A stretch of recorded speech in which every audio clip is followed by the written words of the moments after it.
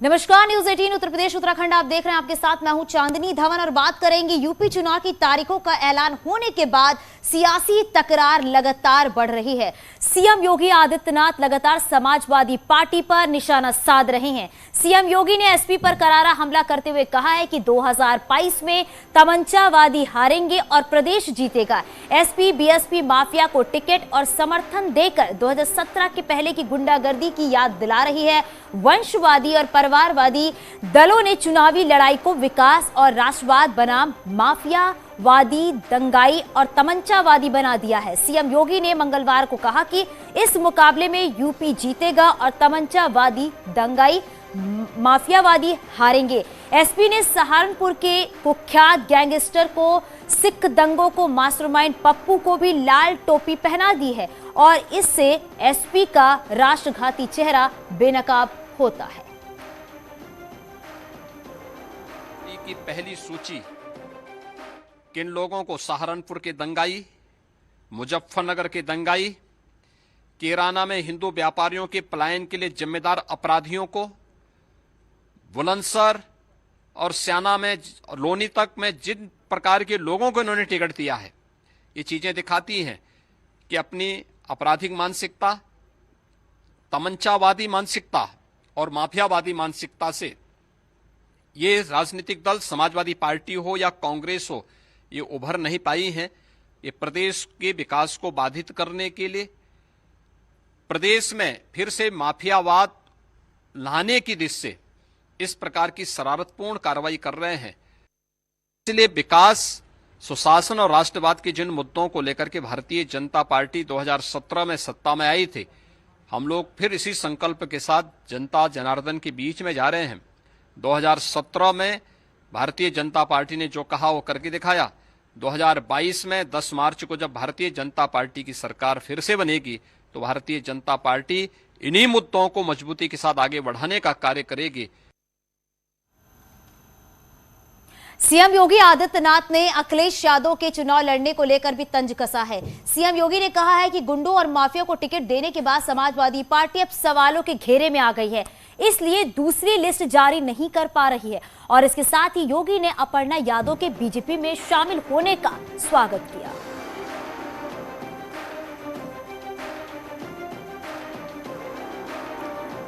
तो सीएम योगी आदित्यनाथ ने अखिलेश यादव पर तंज कसा है। अखिलेश को चुनाव लड़ना चाहिए, सीएम योगी आदित्यनाथ ने कहा है। समाजवादी पार्टी बैकफुट पर है, यह भी बात कही गई है। एसपी ने पेशेवर माफिया को टिकट दिया है, एसपी मुंह दिखाने लायक नहीं है, इस बात का भी जिक्र सीएम योगी आदित्यनाथ ने किया है। एक व्यक्ति को उतरने का अधिकार है, वे अपनी पार्टी की तरफ से अधिकृत प्रत्याशी बने, ये हमारी भी कामना है, उनको बनना चाहिए। लेकिन एक बात तो सामने आ गई है कि समाजवादी पार्टी आज बैकफुट पर आ चुकी है अपनी पहली सूची के बाद। अब उनकी हिम्मत नहीं हो पा रही कि अगली सूची वो जारी कर सकें, क्योंकि किसकी करें किसकी न करें। और अगर करते हैं, जिन जैसे पेशेवर माफिया और अपराधियों को इन्होंने पहली सूची में स्थान दिया, अगर ऐसे ही करते हैं तो जनता के सामने उनको मुंह दिखाने की स्थिति नहीं होगी।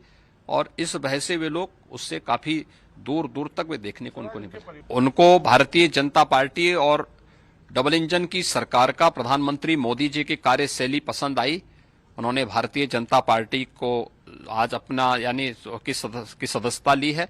हम उनका स्वागत करते हैं और हमें विश्वास है कि अपर्णा जी भारतीय जनता पार्टी के साथ मिलकर के इस बृहद परिवार का हिस्सा बन करके भारतीय जनता पार्टी को मजबूती प्रदान करने और अपने सामाजिक सेवाओं को इस मंच के माध्यम से आगे बढ़ाने का कार्य करेंगे।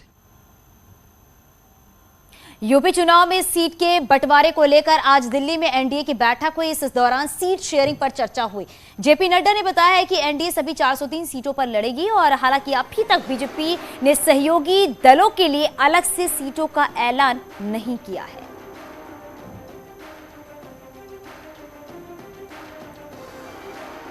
सभा में भी हम सब लोग साथ चुनाव में उतरे थे और यह विधानसभा के 2022 के चुनाव 2022 में हम एक साथ उतर रहे हैं अपना दल और निषाद पार्टी, इनके साथ हम इस चुनाव में एनडीए 403 सीटों पर गठबंधन जो हमारा है वो चुनाव लड़ेगा, ऐसा निर्णय हुआ है।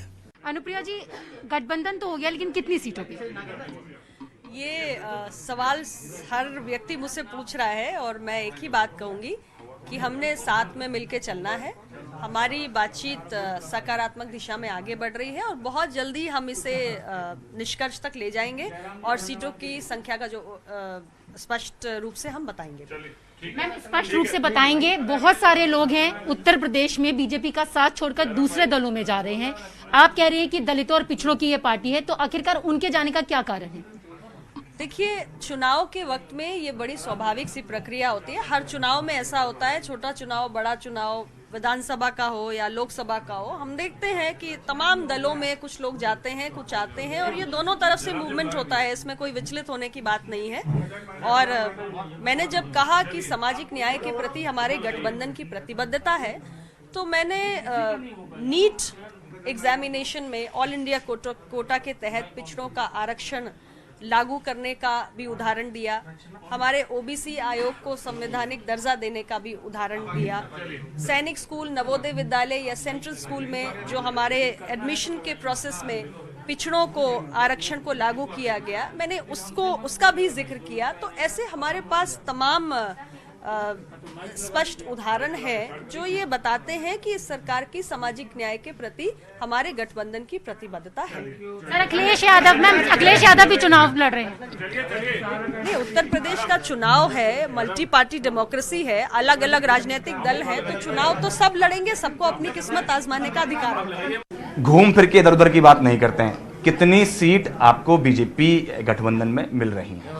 जीत की बात करो, जीत 2022 के हम लोगों ने जीत तय की है और जहां जहां हमारे कार्यकर्ता तैयारी कर रहे थे, जो हम लोगों ने कह रखा, वो सब लोग तैयारी कर रहे हैं। और जब भी लिस्ट निकलेगी भारतीय जनता पार्टी, उस समय निषाद पार्टी की भी लिस्ट साथ में निकलेगी, वहाँ हमारे कार्यकर्ताओं का नाम उस समय रणनीति का विषय है, उस समय आ जाएगा। नहीं, जब आपसे हमसे 2-3 दिन पहले बात हुई थी तो आपने 15 सीट का जिक्र किया था। 15 सीट पर निषाद पार्टी चुनाव लड़ेगी।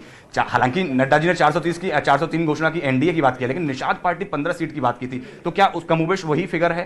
लगभग वही फिगर है, उसमें कोई दिक्कत नहीं है।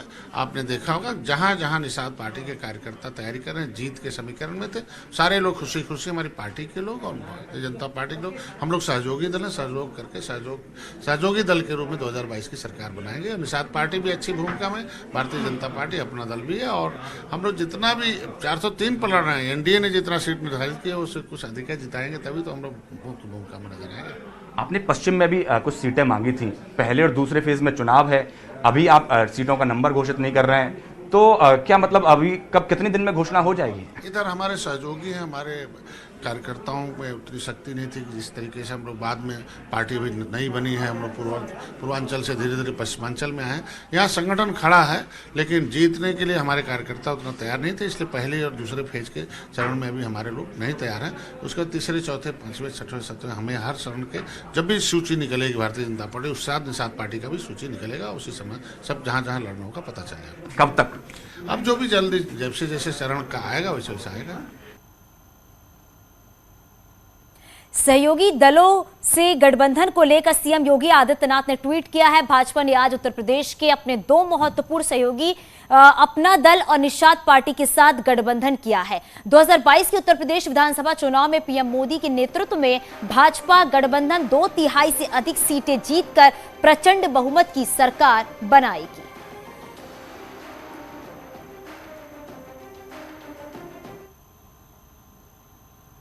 मुलायम सिंह यादव की छोटी बहू अपर्णा यादव बीजेपी में शामिल हो गई हैं। केशव प्रसाद मौर्य और स्वतंत्र देव सिंह ने अपर्णा यादव को बीजेपी की सदस्यता दिलाई है। बीजेपी में शामिल होने के बाद अपर्णा यादव ने कहा है कि वो मोदी और योगी से प्रभावित होकर बीजेपी में शामिल हुई हैं। उन्होंने कहा कि राष्ट्रवाद मेरे लिए सबसे बड़ा धर्म है। के लिए अपर्णा यादव जी हैं। मैम, क्या कारण था जो आपने समाजवादी पार्टी छोड़कर बीजेपी में शामिल होने का फैसला लिया? मैं हमेशा से ये कहती आई हूँ कि लोकतंत्र है और लोकतंत्र में सब व्यक्ति स्वतंत्र है अपने विचारधारा को चुनने के लिए, अपनी विचारधारा से जुड़ने के लिए। मैं हमेशा से आदरणीय प्रधानमंत्री जी की विचारधारा से बहुत प्रभावित रही हूँ और मुझे ये पता है कि मैं सही जगह, जो भी पार्टी का शीर्ष नेतृत्व तय करेगा मेरे लिए, मुझे पूर्ण आस्था है कि वो मेरे लिए जो भी अच्छा है अच्छा ही सोचेगा। मुलायम सिंह जी से आशीर्वाद लेके आई हैं? उनका आशीर्वाद सदैव मेरे साथ है। मैं कोई परिवार से विमुख नहीं हूँ, ये आइडियोलॉजिकल डिफरेंस है परिवार में, इसका कोई नहीं।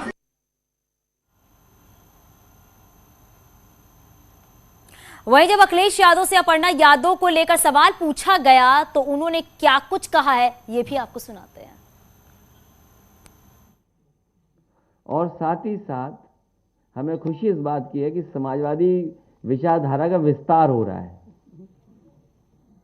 समाजवादी विचारधारा का विस्तार जो हो रहा है, मुझे उम्मीद है कि हमारी विचारधारा वहां भी पहुंच करके और संविधान और लोकतंत्र को बचाने का काम होगा।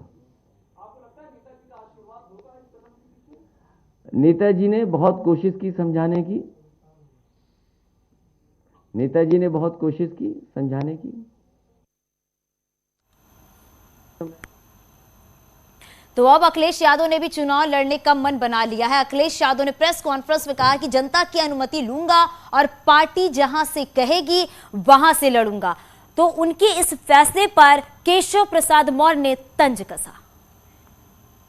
की जनता से कहूंगा और पार्टी जहां फैसला लेगी वहां लड़ूंगा, और चुनाव पहले होना चाहिए, योगी जी से पहले लड़ लें चुनाव। और कोई विकसित क्षेत्र उनके द्वारा जो विकास किया गया उस क्षेत्र से उनके अंदर चुनाव लड़ने की हिम्मत नहीं हो रही है, यह जानकर के मुझे आश्चर्य हो रहा है। और आगे भी खबरें जा रही हैं, यहां रुकेंगे छोटे से ब्रेक के लिए।